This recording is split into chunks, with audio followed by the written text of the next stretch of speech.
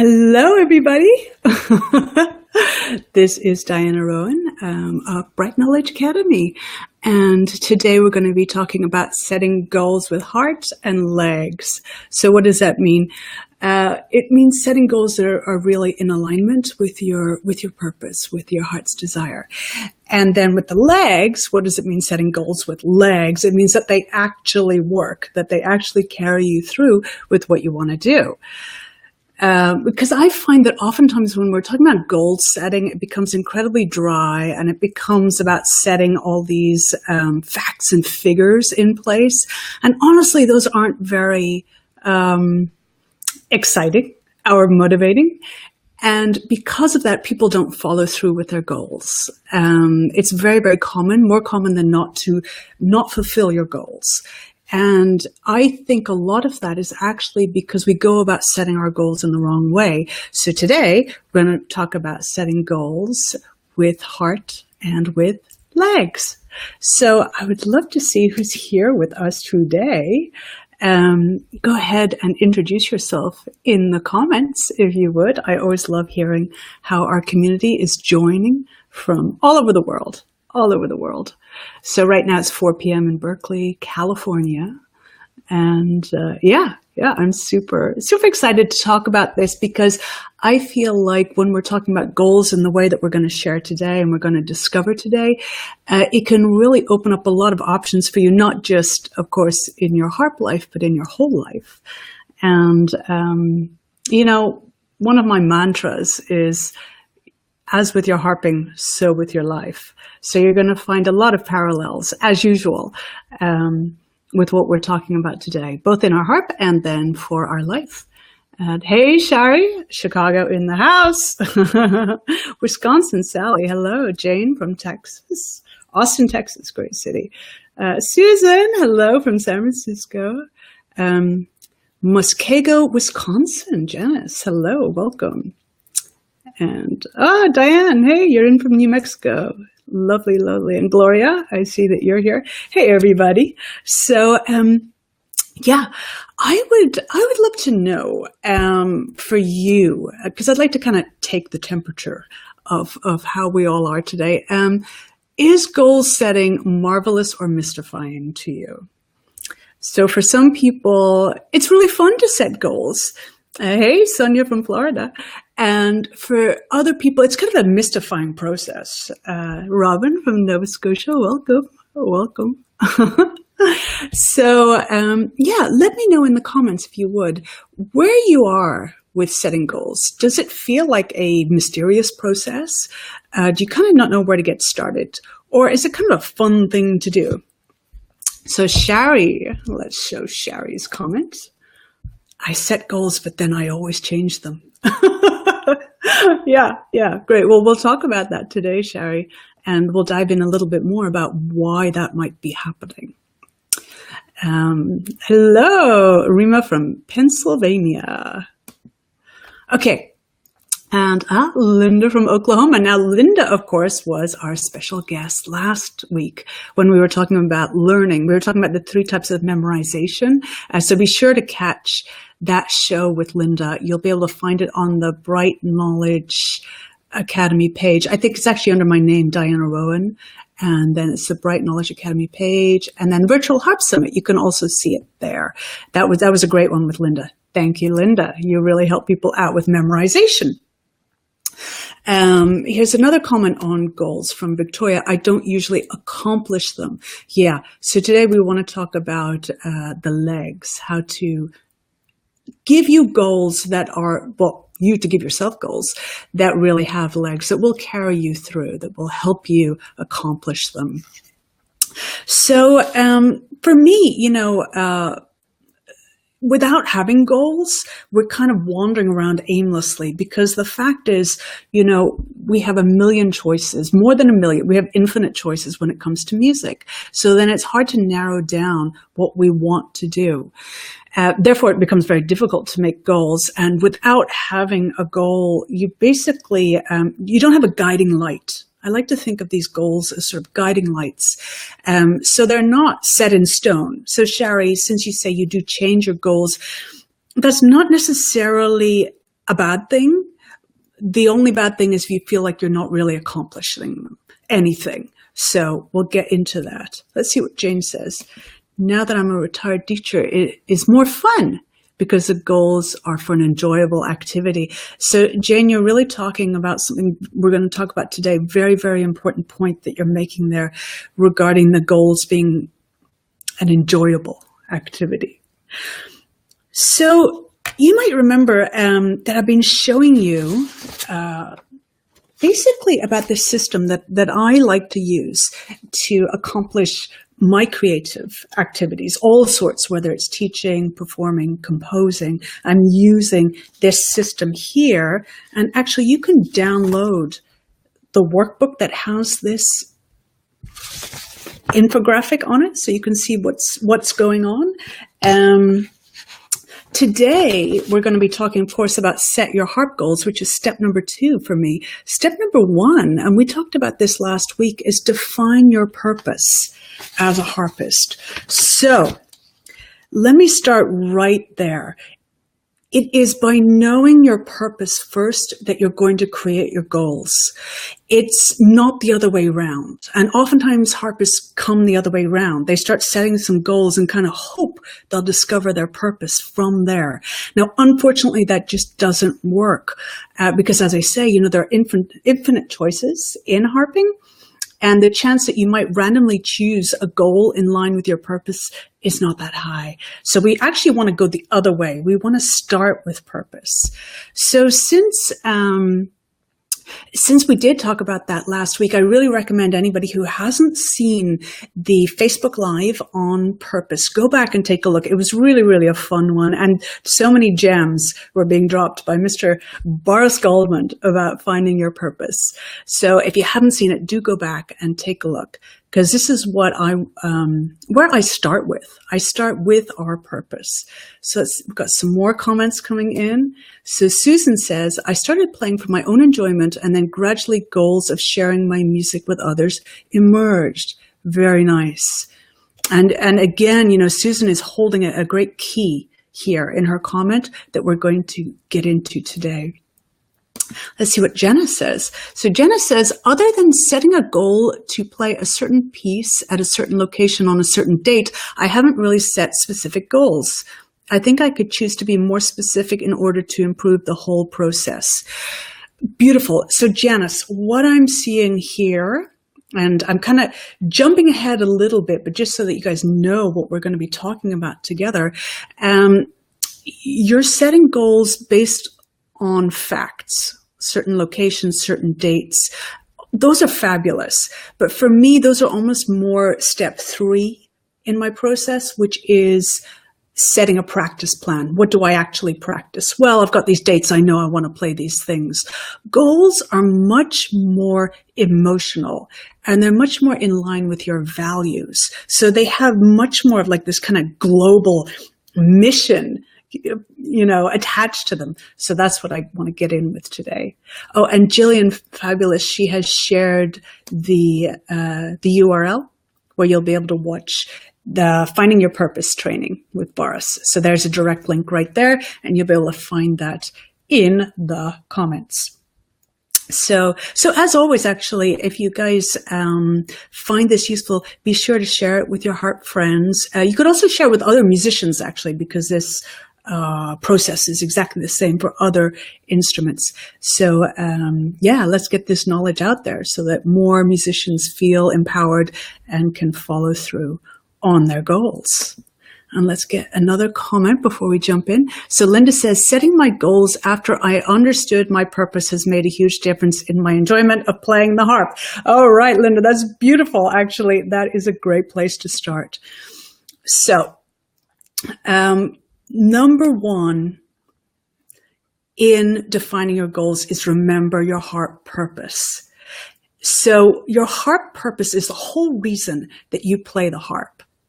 And there were some quick tips from last time, such as remembering why you took up harp in the first place. And another way to look at it is like, how do my values dovetail with playing harp? So let me share with you my purpose. and it took me years to whittle it down to one sentence. Believe me. I was always touching upon this, but finally here I am. So my purpose in music is music brings me back to my true self. And as it brings me back to my true self, it brings others back to theirs. So my purpose is to be really authentic with my music, to be so real. So for instance, right away, that really defines the repertoire I play. I oftentimes get advised, why don't you make a recording of Stairway to Heaven and make it go viral? Why don't you play Metallica on the harp? Because it would be popular. You'd get a lot of searches. And you know what? I actually really like Stairway to Heaven. I really like Metallica, to tell you the truth. They're from the Bay Area. I don't feel called to play that on the harp, and I'm just not going to do it. It's not in line with my purpose because it doesn't bring me back to myself to play Metallica on the harp. So I'm just not going to do it, even if it seems like it might be a popular thing. So it helps me make decisions. So for instance, in teaching, when I'm sharing this material, it's so in line with my purpose because this is what brings me back to myself, this system. And I know if I can share it and it brings other people back to themselves, the world is going to be a great place. So again, my purpose, just to put it back to one sentence, music brings me back to my true self and therefore encourages other people to come back to their true selves. And that is sort of the filter that I put everything through. So I was wondering if people would be able to share some of their purpose in the comments here, even if it's still a work in progress. Because mine, even though it's whittled down, I bet I'll be able to refine it even more. So I always love hearing people's process. So Donna Marie says, so glad you're clarifying the purpose is the true self. Yes. So, it can feel like quite a vulnerable thing, because it is so personal. It is your true self. It's your mission in life, oftentimes. But because it's your mission in life, that means that you also are being so authentic that you actually become invulnerable. When I'm sharing my purpose, I know it feels quite exposed in some ways, but in other ways, it's like, hey, this is actually who I am. And there we have it. Some people may completely resonate with it and some people won't. That's okay. That's absolutely okay. And it took me a while to get to that place. When I was younger, it was harder for me to stand in my truth the way I do now. So be gentle with yourself in this process of defining what your purpose is. And I have a student who, for her purpose, it's such a sacred mantra in a way that she actually doesn't speak it out loud. And I also can totally respect that. But if any of you feel like sharing some of your purpose here, I think it can really help others. And that's another reason I like to share my purpose so openly, to give an example of what a purpose is. My purpose is not, my next album or the next concert I'm going to do. Those aren't my purpose. Now, those may be part of my goals. It may be a very important concert where I'm sharing there is a very important one actually coming up in July. We're going to play at the San Francisco Opera House. It's a group where we were commissioned to come together from Persian culture and Western culture and create a piece that talks about the connections between these cultures. Right up my alley. So great. And so I feel like when we're sharing this piece, it's going to be absolutely in line with my mission. And the part that I have to write, which I already did, is called Hope. And I feel really excited about that. So that does actually feel part of my purpose. So Jillian says, my purpose is fueling soulful discovery and exploration of ancient cultures, paths, and sounds. Wow. So this is so cool because this immediately puts Jillian on a path with her goals. She's talking about these ancient cultures, and I happen to know that her playing incorporates a lot of different cultures and ancient styles of music. And again, because this purpose is so strong, soulful discovery, it's got a spiritual element to it, that immediately narrows us down in the best way possible as to what Jillian is going to be playing. So this is a great example of how a purpose can start pointing us towards goals. Hey, Kyle. I see Kyle is here in from Germany. Hey, Kyle, what's your purpose? You want to stick it on screen? So with purpose, again, I'd recommend you watch the video from last week with Boris, where he's talking about finding your purpose, if it's still something that feels kind of mystifying to you. But basically, it's very much your mission statement in life. It's going to resonate with your deepest values and also your deepest feelings. So feelings are a big, big part of this too, because they're going to guide us in our choice of goal. Donna Marie says, part of my purpose is to be a vessel with my music for remembering wholeness. Wow, just so beautiful. I mean, right there, this is going to set your goals in motion. And then, Kyle, my purpose is to get back into the harp after a long absence. Now, Kyle, this is a goal. Your purpose is going to be something bigger than that. Why do you want to get back into the harp? Those reasons are your purpose. I love that you said that, though, because it's such a great parsing of what's the difference between a purpose and a goal. So let me give you the grand overview. Your purpose is your mission. Your goals support that purpose. And then the third thing are the practice plans. So the practical things that you're going to do in order to manifest those goals, just to give you an overview. Because I always want to refer back to there is a method to the madness. It's actually quite a simple system. So let me show you again. It only has these 5 steps. Each of the 5 steps is very rich, of course, has a lot of material within it. But if you can keep this order of business in line, then it becomes much easier to create these goals. We've got some beautiful purposes coming up, great examples for people. See how they resonate with you and what they spark for you in terms of defining what your purpose is.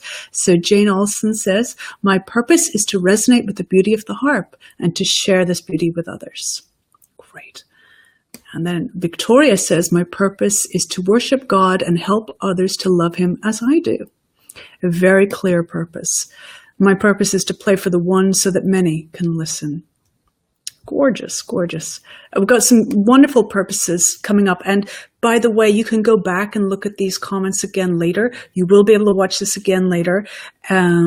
If you want to review these marvelous purposes that are coming up. So Robin is saying, my purpose is to share the comfort and joy of the harp. And Roberta says, my original purpose was self-healing and integration of self. Okay, superb. Richard Smith, my purpose is to share the gift of music with vulnerable people who need comfort and spiritual enrichment. We're just getting such wonderful purposes here. Okay, so number 1 is remember your heart purpose. And I see so many of them coming up here, just so great. Step number 2 in this process of choosing your goal is, so what harp songs or genres or actions support your purpose? So for instance, Richard, an action, which people are you going to go to give the comfort and spiritual enrichment? That would be an action right there. So if you guys have a pencil or a pen hanging around, I would actually just start brainstorming right now, writing ideas down of what songs are coming to mind that are in line with your purpose, even what genres. So say you don't have a specific song in mind, but say, for me, jazz is my thing. I just feel like I'm really connected with that genre because I love all, the cross-cultural currents. I like the modernity of it. I feel like it's very immediate. I want to connect with musicians, who are playing different types of instruments, and, jazz is a great way to do that. So genre can also be in your goals. And then actions, as I mentioned with Richard. What specific things can you do to support your purpose? So for instance, Richard again wants to share the gift of music with vulnerable people who need comfort and spiritual enrichment. And, you know, you can see in these wonderful comments how many of you are into the mission of sharing music so that you uplift people. And I'd also like to point out how when you focus on that, performance anxiety diminishes greatly, because it's not about you. It's about you sharing with other people. It's about uplifting other people. It's about the music. It's not so much about impressing other people. I'm sure they will be impressed and they'll love it, but it's not about that primarily. So by the way, this focusing on purpose and then having your goals in line with your purpose is a massive key to bringing down performance anxiety, which is an issue for, you know, almost every harpist that I've encountered. So guys, do you have pen and paper? Are you writing down some of your ideas? And the reason I want you to write them down, so this would be writing down what harp songs, genres, or actions are supporting your purpose. The reason I want you to write it down is something magical happens when we write things. There's definitely kinesthetic memory that goes on as you're writing, and things become deeper. But also this, like, your body is telling you certain things. I do believe our bodies, you know, harness a huge amount of wisdom. And your body knows what it wants to do, what it really wants to do. And so by just writing, you're kind of letting it out. You're letting that wisdom flow through. And I'd like you to be very uncensored. Imagine or even plan on nobody is going to read this list, because I don't want you to censor yourself.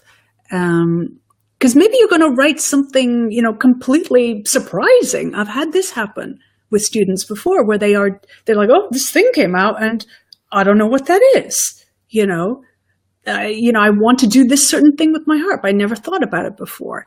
Let it come out. So really just let it flow. Let it be automatic. Now, all of these harp songs, genres, actions, again, they need to support your purpose. So really be in line with your purpose. Keep saying it over and over again in your head. Be really in that space. And then as you're in that place, you write it down. Don't worry about what other people think. Don't worry about, well, my teacher said do this and do that. That can be dealt with later. Absolutely. There's a place for that. But right now we're setting goals, and those are much bigger than a practice plan.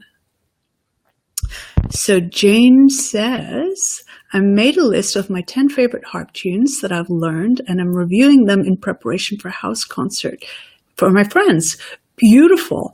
So Jane, with your favorite harp tunes, can you put them through the filter of your purpose?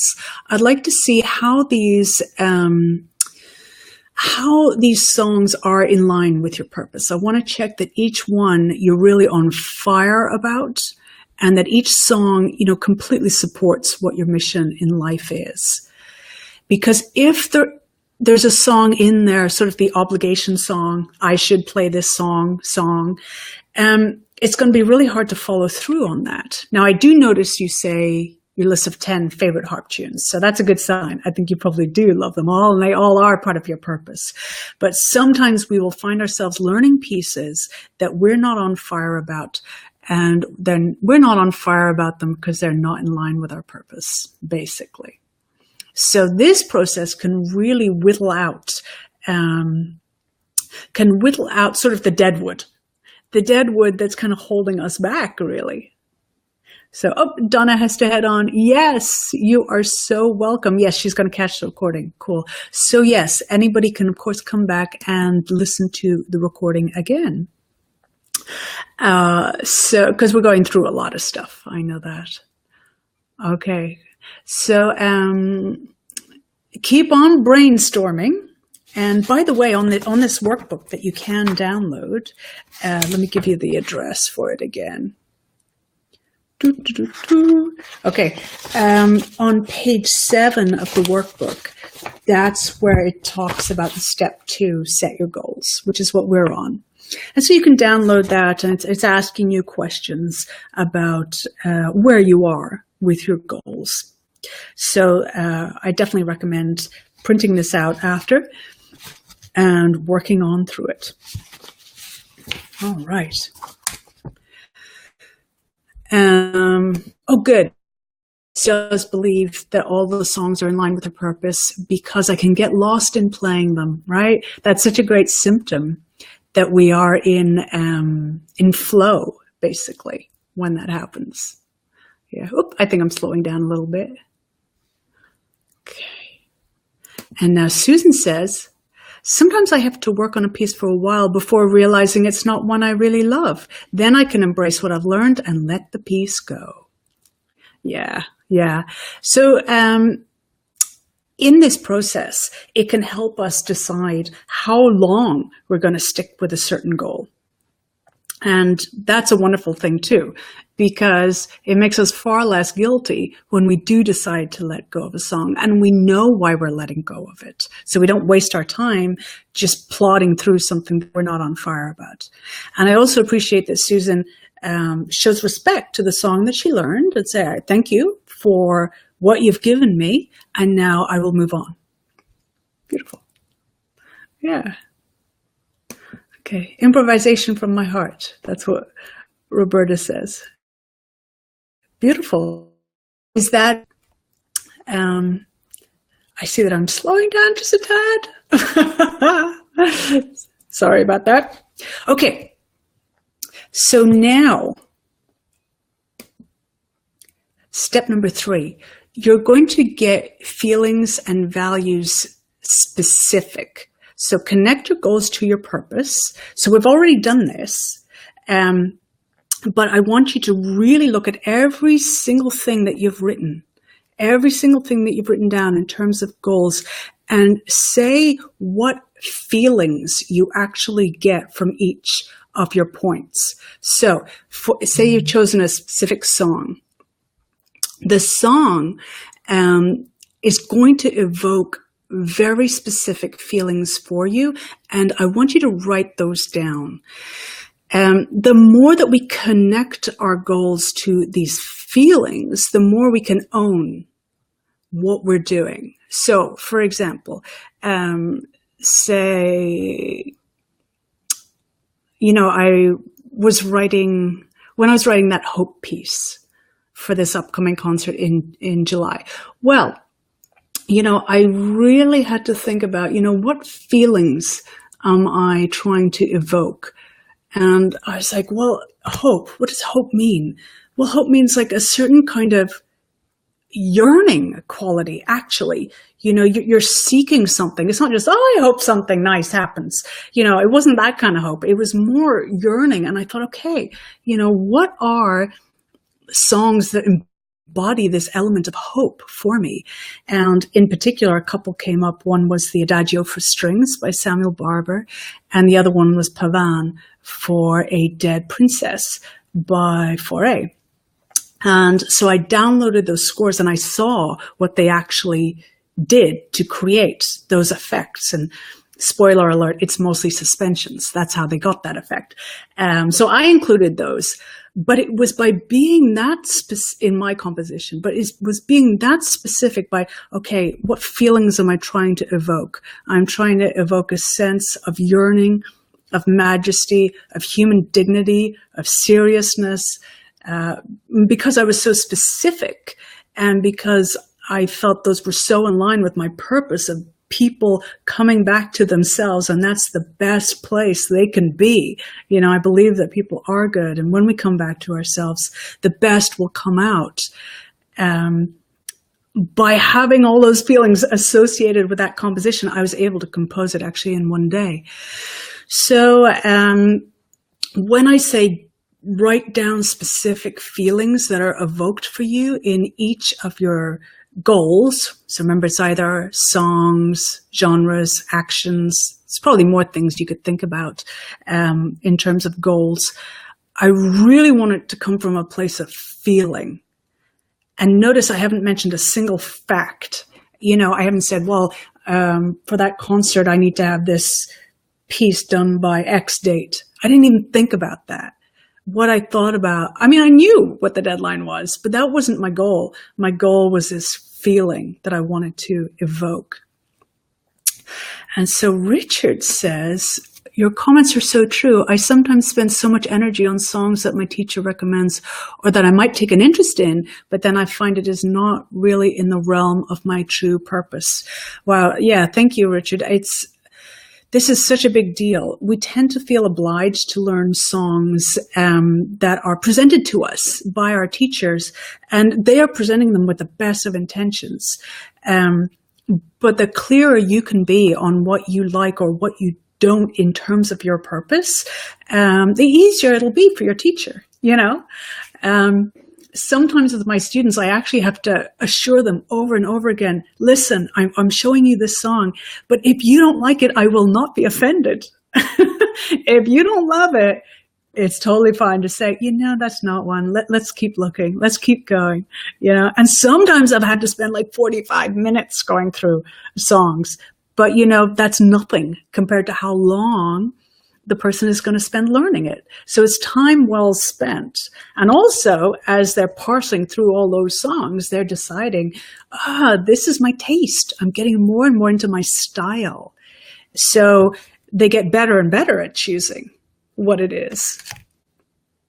Yeah, Kyle is agreeing there. Yes, Richard, I was caught in that trap for years.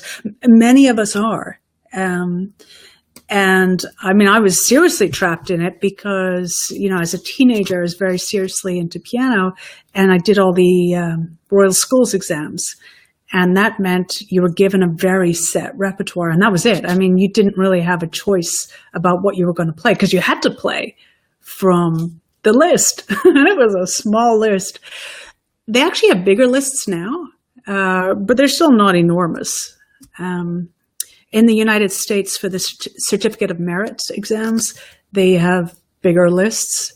Nonetheless, it's still tiny compared to what is really out there. So yeah. So as you connect your feelings to these goals and you get as visceral as possible with those feelings, you might even want to include all your senses. How do I connect to this song, not just by hearing, but, how does it feel in the hand? What kind of taste does this have? What kind of smell does it have? Is this really, am I really connected to this thing? Carla says, I agree with Richard, and my goal is to release my passion for playing a song that is true to my heart, that others feel the same way when I play. So they feel that passion and enjoy it. Yeah. Carla, I really do feel like when we are very much in a state, we're really fully present with that, you're basically modeling a certain type of energy that helps other people also access their passion. Like when you watch someone and they're truly just in their passion, it's not about trying to perform for you or get something from you. They're just in their passion. Then you're like, yeah, and you get in your passion too, So I really appreciate that comment. And Victoria says feelings. So the feelings that you're getting from your goals, worship, out of myself and into the presence of God, an anointing in my playing. Beautiful words, beautiful words. And I also, dovetailing on what Carla said, this idea that you are getting into yourself and into the presence of spirit, and not so much in the ego place. So the ego is kind of just the outside, manifestation of ourselves, I think. And I don't think ego is a bad thing. I think we do need it in this world. But when we're talking about playing music at the level that we want to, where we're connecting to something so deep, we do kind of get out of that ego place and into our true selves. Okay, we have a question from Jenny. Hey, Jenny from Sydney. So how do you get around this if you want to play in the group, but you don't connect to the pieces the group is playing? Great question. So how much do you want to play in the group is the thing. Now, if it's very much in line with your purpose to be part of this group, you can focus on those community elements instead of the song.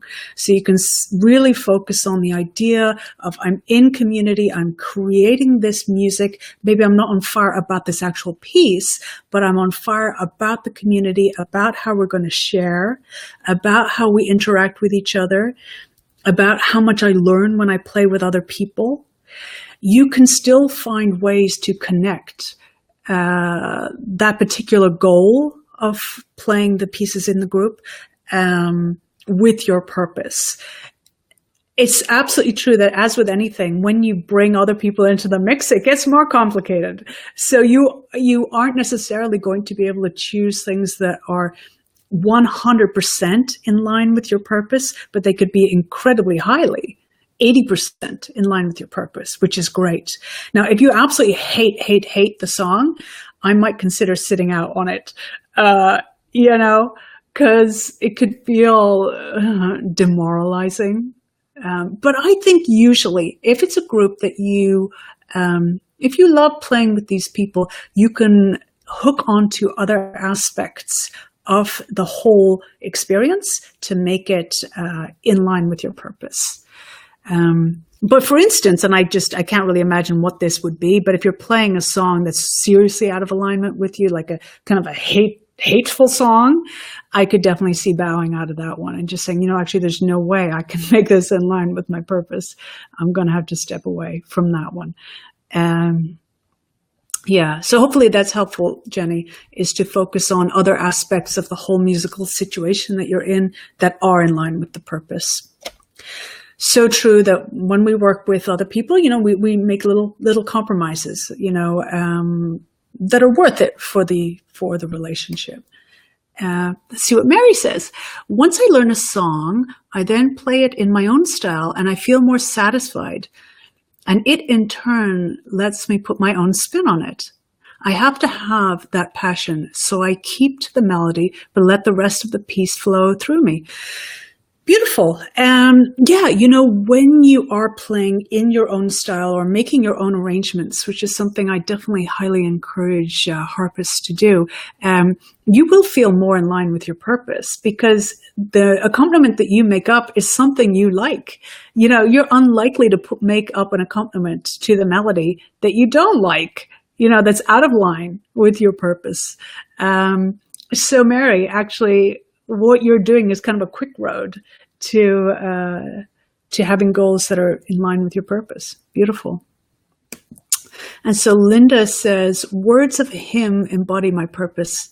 Come and find a quiet center. Clear the chaos and the clutter.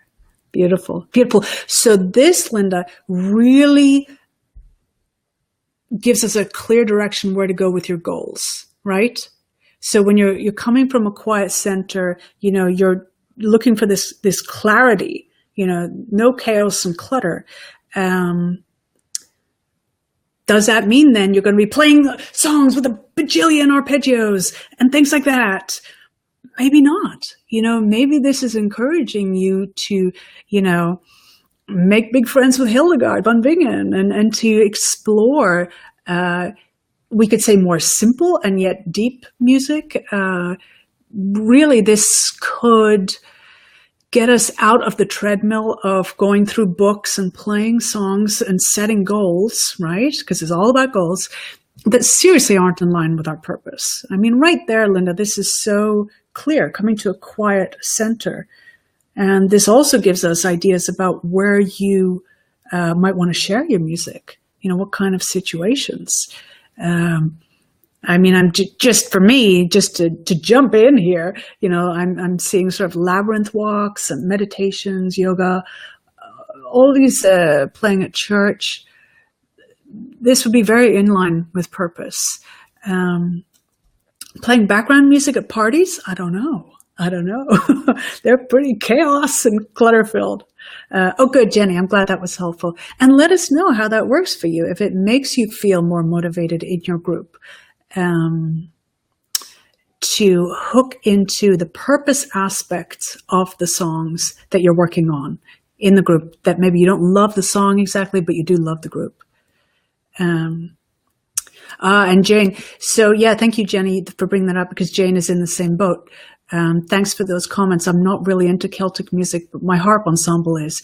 Yeah. So Jane, see how that can connect to, those pieces can connect to your purpose, but especially the experience of being with your ensemble connects to your purpose. Okay, let's see what Robin says. I love all these comments. You guys are just amazing. This conversation is really interesting because it is making me think about how I want to feel almost before I think about what I want to do. My work is done. My work is done. This is exactly what I want. Yeah. When we come at our goals from a place of feeling, number one, it makes your goals much easier to choose what they are, from the infinite possibilities that we have. And number two, it makes it way easier to follow through on them. Because let's face it, music is demanding. There's a lot going on physically, emotionally, spiritually, mentally. There's the time factor of like all the other things that we're doing in our lives. It is asking a lot, right? And so by having this emotional charge to your goals, you'll be so much more motivated to go ahead and do them. So if you're coming from a place of feeling, and it's that feeling that drives you to the harp, that is 1,000,000 times more effective than facts and figures. And so that's why I mentioned earlier that we're not going to be talking about facts and figures. I might mention one little fact and figure, but anyway, mostly it's coming from a place of deep feeling. Yeah. So, having mentioned about the facts and figures, sometimes just as a bonus point, you might give yourself a goals timeline. Now, the only reason I say that is not to bring in the dreaded facts and figures, but to give yourself a time to test whether the goal really is in line with your purpose. So for instance, if something is dragging on and you're not achieving that goal, and say you've given yourself a 3-month deadline to achieve this goal, and you're not even close to completing it, that to me is a red flag that perhaps this goal is not really your goal. You're not really in love with it. So the timeline is really a tool to help you parse out again whether something is truly in alignment with yourself regarding being a goal. I notice a great tendency that we all have to please other people. And the shadow side of that is it makes it hard for us to know what we really want in life. And it makes it hard for us to say no to certain things and yes to others. So by having this deadline, this can be sort of a, what can I say? It's like a little bit of a fail-safe. It's like, ooh, here's I had said I would do this 3 months from now, and here's the 3 months, and I'm like nowhere near it. What was this goal? Maybe I'm going to say thank you and goodbye. So this is just a bonus point. If you don't feel like putting your stuff into a timeline just yet, don't worry about it. Don't do it. This is just kind of a little extra something, a little bit of a fail-safe for you that can sometimes work. So Hélène says, I try to put myself mentally in the time era depending on the music I'm playing. I try to feel the emotions and what would be going on while playing a piece.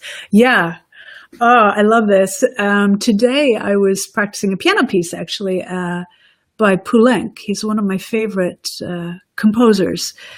And yeah, when I feel like I enter this time portal where I can see that time, and he was studying with Satie, and, the mentality that they had in those days and what was open to them, what wasn't open, what we've forgotten, what has improved for us. I mean, just all the mixtures. And I find that very inspiring. It gives me a lot of energy for life. So yes, Hélène is offering another way of connecting to our goals through the emotions. So feeling the emotions of that time. And maybe Jillian, you might feel a lot in common with this, is the idea of connecting to a certain time and place and reap the benefits of all the good things about that time and space. Because for all that is wonderful about the modern era that we're in now, there are certain things that we have forgotten. And sometimes playing these older types of music will remind us of those precious things.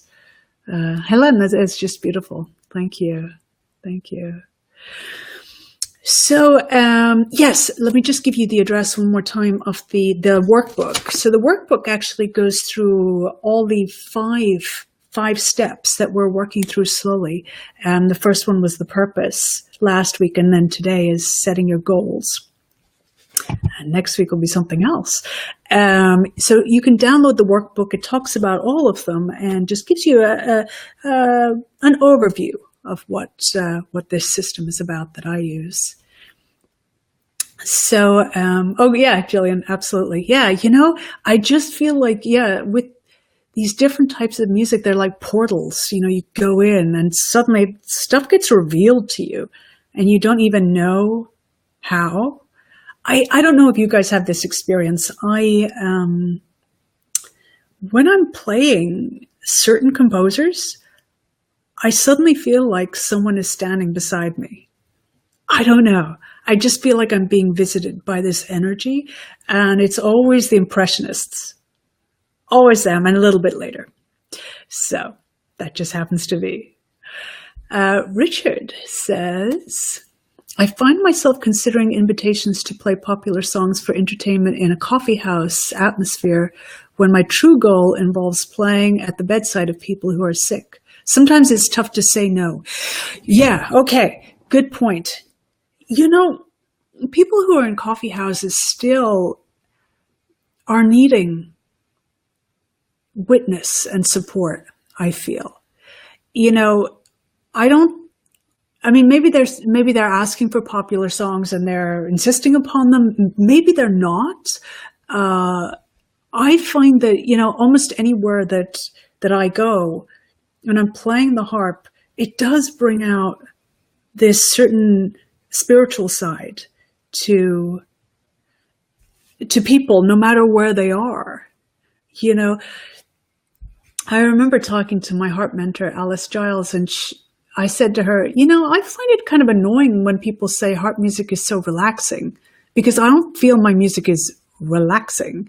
And she said, I don't think they mean relaxing. I think they mean spiritual. But it's not a word we can bandy about, without being labeled.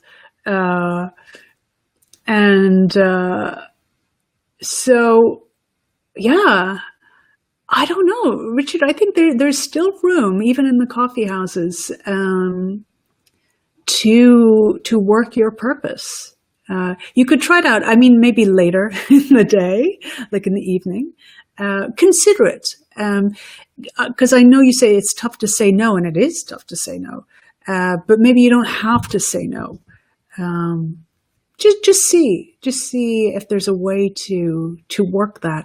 For instance, when I'm performing concerts, I still feel like what I'm really doing is a type of ritual together. Let me just come out and say it. So it's not so much a show, although on the outside it may look like a show. But my bigger mission is this other ritual that we all go through together. And so Jenny says it can be therapeutic for yourself to play for fun sometimes. Absolutely. There's that too. And for some people, their purpose will be, harp is fun. It connects me to lighter things in life. It reminds me that everything is not dead serious all the time. It reminds me that the purpose of life is to enjoy your life. That's a great purpose, Absolutely, Jenny. Thank you. And yes, Richard. Yeah. Fabulous. Okay.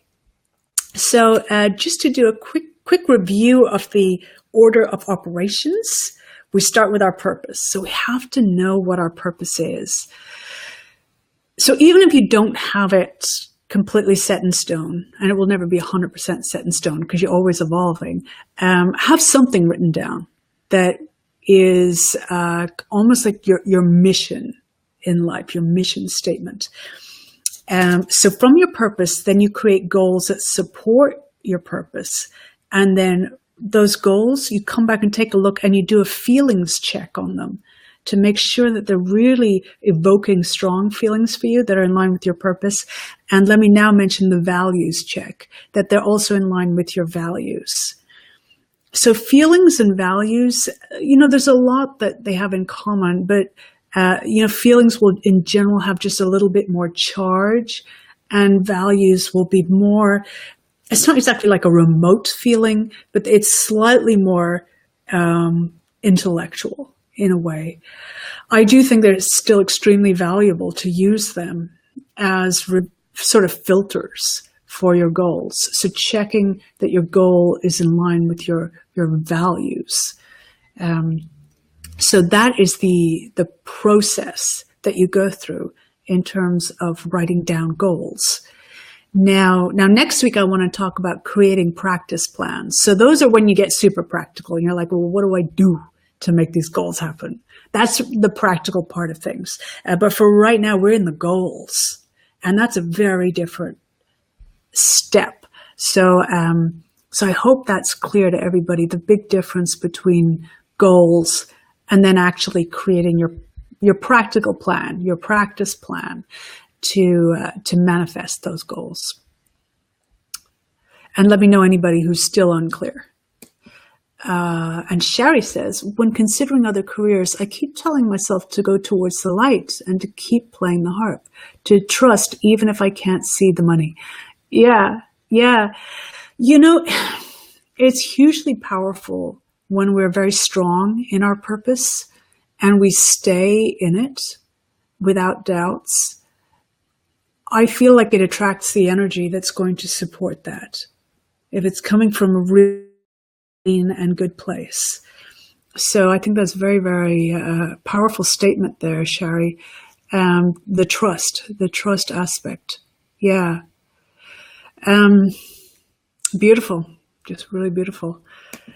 And Nick says, yes, thank you for these. I can't tell you how much these help. I look forward to them. Good, Nick. Yeah. Let me know how these all work out for you, you guys. I'd love to see what happens when you start taking these actions. Because I've seen some pretty amazing transformations when people just take these very, very simple steps. All needed is just the invitation, to do it. Oftentimes we're not invited to meditate upon what our real purpose is and then to make goals from that. It's like, oh my goodness, it almost feels like, am I being self-indulgent or something? It's not at all. It's actually coming from the most powerful place. And I think when you come from your true self, that actually uplifts everyone else too. Because again, I see many of you having the mission of using your music to uplift yourself, but also uplift others at the same time. So our theme today was goals with heart. So now you know what the heart is all about, right? We're coming from this place of feelings and value, and then the legs, because we then have the strength to follow through with them. They have some running power, should we say. So that's what I have for you today, everybody. Carla, that's so sweet. When is your weekend harp retreat? So we can all share passions and purpose in person. This is a great passions in purpose in person. That's a great suggestion. Let me think about that. Wouldn't that be fun? Have a harp retreat somewhere and just spend like a whole weekend meditating on all this and acting on it too, right? So, if you can, make sure to like the Diana Rowan Bright Knowledge Academy page, because then you'll get your notifications whenever I'm about to do these. Because I do send out emails about them, but if you're like me, you get like 1,000 emails a day, and it's just, they get lost. So if you like both the Diana Rowan Bright Knowledge Academy page and also Virtual Harp Summit page, you'll both get the notifications that, oh, there's an upcoming live. Let's see, yes, if you would also share this with your harp friends, because I'd like people to know that they can play from their purpose, and they can set goals that are much more exciting for them, and they're much more likely to follow through with and stay with their harping, stay with it. Oh, thank you guys. I see all your very sweet comments. Yes. Now, and let me tell you, tomorrow I'm actually going to do another Facebook Live, and I'm going to talk about the essential element of technique. So that within our 5 steps, which are linear, there's also 5 elements that happen all the time. And one was artistry. We covered that with Destiny. Then there's learning. We covered that with Linda.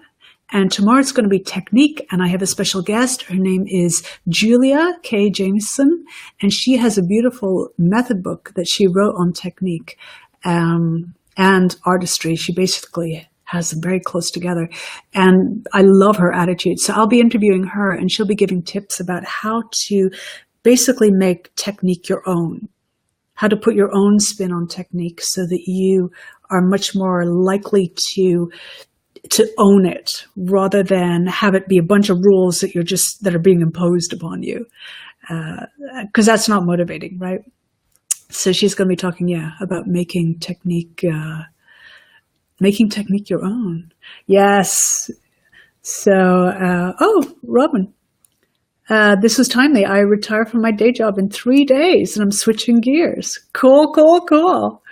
And Linda, yes.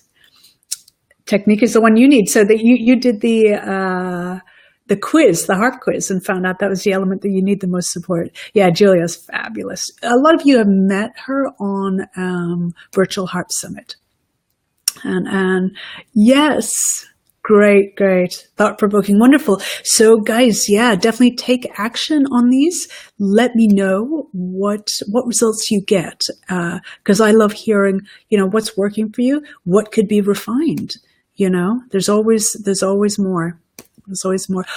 Sally, what time tomorrow? Tomorrow is a different time. It's noon at Pacific time, Pacific Standard Time. Now, as usual, of course, you'll be able to watch the replay, because I know for some of you that 12 noon is not the best time, especially over in Australia and New Zealand. So the replay will be available. 12 noon was when Julia was available. So Chariot Harp Gathering. Yes, I'll be there. Yeah. Great, guys. It's so wonderful to hang out. Thank you, Richard. Yes. Thank you, Carla. Okay, guys, you're such a great group to hang out with. I love it. And I look forward to seeing you tomorrow and for all the other ones. And don't forget to download your little workbook, get cooking on that, and let me know how everything goes. All right. Bye for now, everybody. Bye.